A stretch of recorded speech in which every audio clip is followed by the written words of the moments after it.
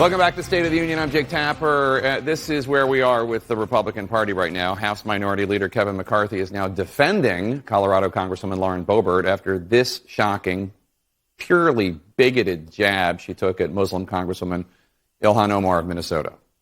I walked to my left, and there she is, Ilhan Omar.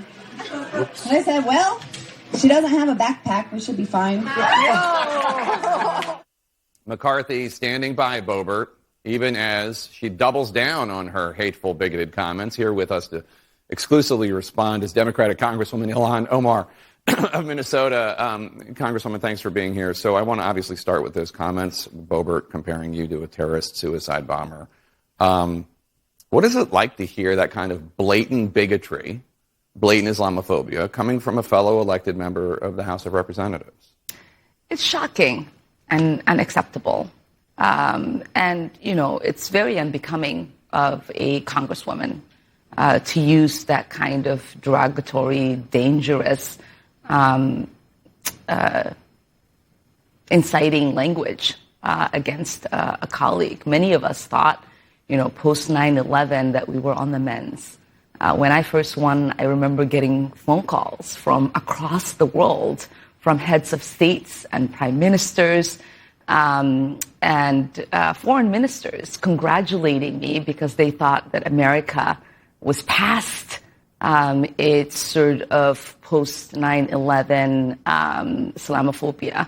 And to see this happen right now in the halls of Congress really is damaging, not just to the Muslim community, to myself, but to the kind of country we want to be. So Republican leader Kevin McCarthy has still not publicly condemned Boebert's comments. On Friday, he was asked, why not? Take a listen to what he said.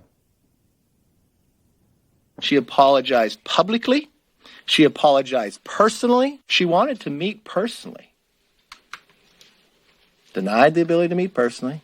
When she picked up the phone and she called Congresswoman Omar, she said, I want to personally apologize to you. And that's what she did. And to be clear, after her conversation with you, Boebert went on social media and doubled down and said things that were equally incendiary. What's your reaction to McCarthy and how he described it? Yeah, McCarthy is a liar and a coward. He doesn't have the ability to condemn the kind of bigoted Islamophobia and anti-Muslim rhetoric that are being trafficked by a member of Why doesn't he have the ability to do that? Because this is who they are. And we have to be able to stand up to them, and we have to push them to reckon with the fact that their party right now is normalizing anti-Muslim bigotry. We should point out that there are some members of the Republican House caucus, Nancy Mace, Tom Reed, Adam Kinzinger, Fred Upton, I believe, reached out to you, who have condemned the remarks. But that's 4 out of hundreds. Most of the House... And they are being attacked. They're being attacked for condemning it, which tells you that their conference condones this.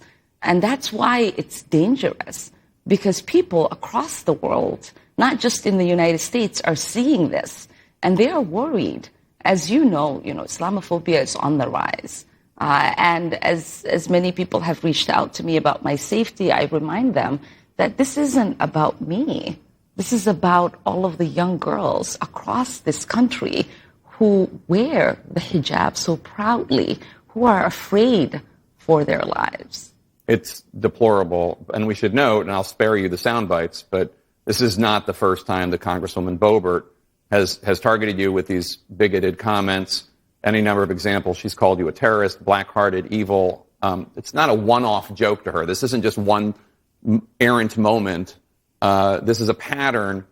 What do you think Nancy Pelosi and Democratic leaders should do, if anything, about this? Yeah. I think of the most dangerous thing that she has recently said is that we have a problem in Congress because there's a terrorist.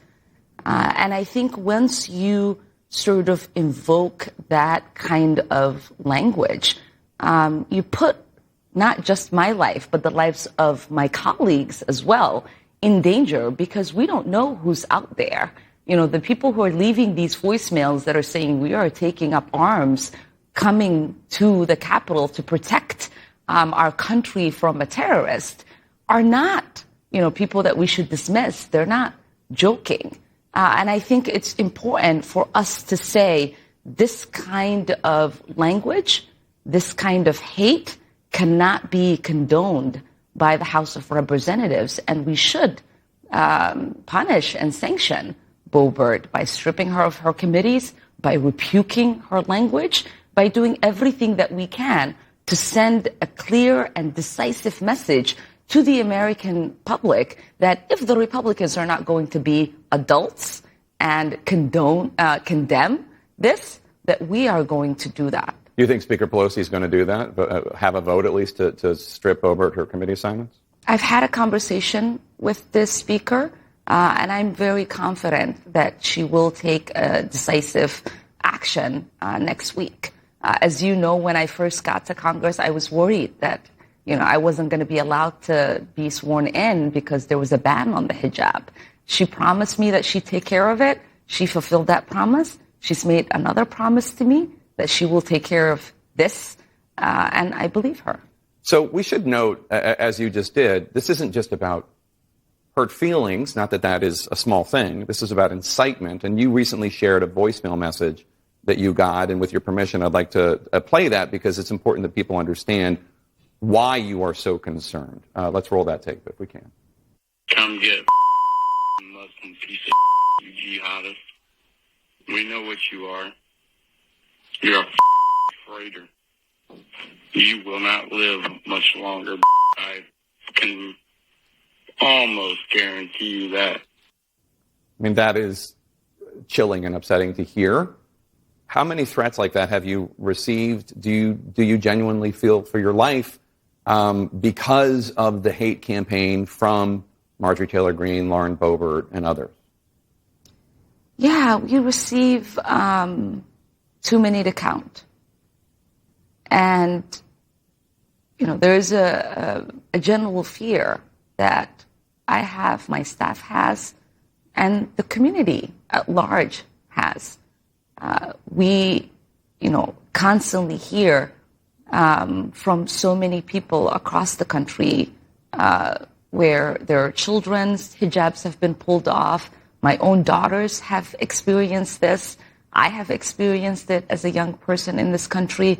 And we know what this kind of language that this member is using leads to. And we know that the kind of man who leaves that voicemail for a member of Congress is not going to spare a young Muslim girl when he sees her taking the bus or walking home from school, or when he runs into her at the grocery store. And so we have a responsibility as leaders. Words matter, and words can cause violence. And she knows that the language that she's using, the audience that she's using it for, is going to incite violence against myself and my community. Well, I can't believe that we're here in 2021 in the United States of America. I can't think of anything less American than this bigotry campaign of Boebert and Marjorie Taylor Greene and others, and the complicity of the leaders of the Republican Party who have not said a word. And I have nothing but sympathy and empathy for you. And we're here to bring attention to this as much as possible. I appreciate that. It is shameful that they can't even get themselves to say, I condone this language and this behavior, and that we will condemn this language and this behavior, and that we will do better. It is vile and it is un-American. Congresswoman, thank you so much for being here and telling us your story today. They went on the lam after their teenage son allegedly opened fire in his high school, and now they are all charged in the horrific shooting. Senator Chris Murphy on whether this